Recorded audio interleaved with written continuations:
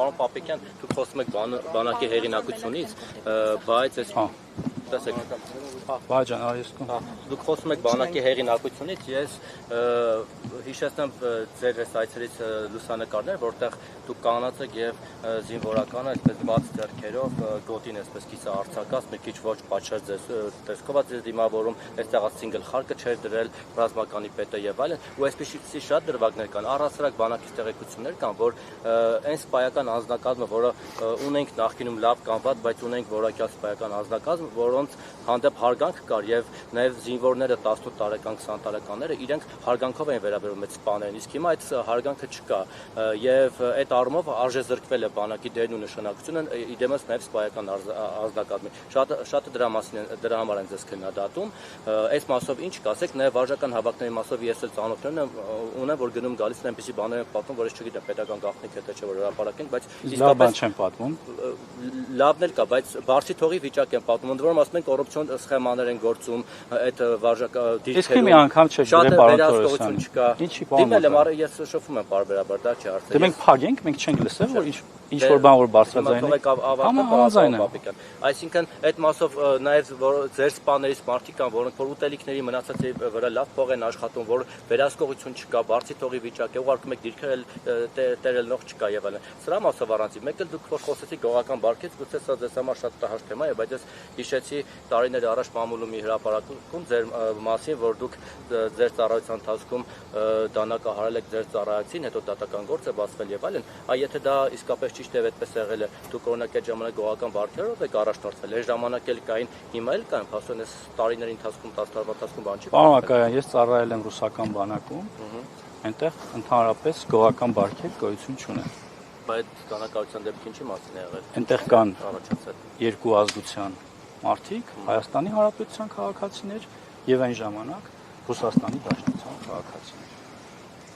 որոշ դեպքերում այդ թվում նաեւ միջանձնային եւ անձնական հողի վրա անհամաձայնություններ առաջացել են իսկ ինչ վերաբերում է կոնկրետ հնչած մեղադրանքներին ես երբևէ նման մեղադրանք չեմ ընդունել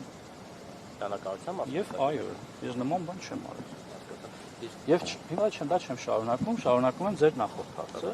ուրեմն ես խորհուրդ կտամ զերծ մնալ մեր սպաներին անվանարկելուց էլ խնդրում եմ եթե ունեք կոնկրետ դրվագներ մենք պատրաստ ենք յուրաքանչյուր այդ թվում նաև ուտելիք գողացող սպաների մասին։ Մի հատ անուն տվեք ուղակի ու տեսեք եթե դա ճշմարտություն է, ինչա լինում այդ մարդու հետ։ Գուցե ուղիղ սպա չի, հրամանատարական կազմից չի, հրամանատարական կառման մասը։ Լավ թող ենթասպա լինի։ Դուք անունը տվեք։ Դուք անունը տվեք։ Ես պատրաստ եմ դիմել ռազմական ոստիկանություն, թող բացահայտում լինի, քրեական գործ լինի, մեր գործընկեր լրատվականներից մեկն էլ ին նկարը դնի, ասի բանակում բենզին են գողանում։ Որտե գողանում էլ հավելագրում են անում, ասում են ավելորդ Իբր ես եմ բենզին գողացող։ Չէ, բերում դիրքերում լցնում են, որի բանը չկա, գուցե այնտեղ այսինքն ավել են։ Եվ շարունակությունը։ Դրվագը, որի մասին խոսում եք, ուրեմն ես մտել եմ զորամաս անսպասելի։ Որպես կանոն, եթե ես մտնում եմ X զորամիավորում, առաջին երկու զորամասը հաջողվում է անսպասելի մտնել, նրանից հետո բոլորը պատրաստ են լինում։ Իսկ երբ անսպասելի մտնում ես, մանավանդ խոսում եք նորակոչիկ ժամկետային զինծառայողների մասին, որոնք զորակոչվել էին նախորդ օրը։ Ես անսպասելի մտել եմ, իրենք ճաշարան էին գնում, շարքի առաջ կանգնած, բնականաբար կարող է ունենալ նաև այդ տղան թերություններ։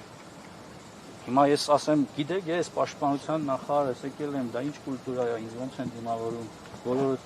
զգաստու ռեմենները ձգեք,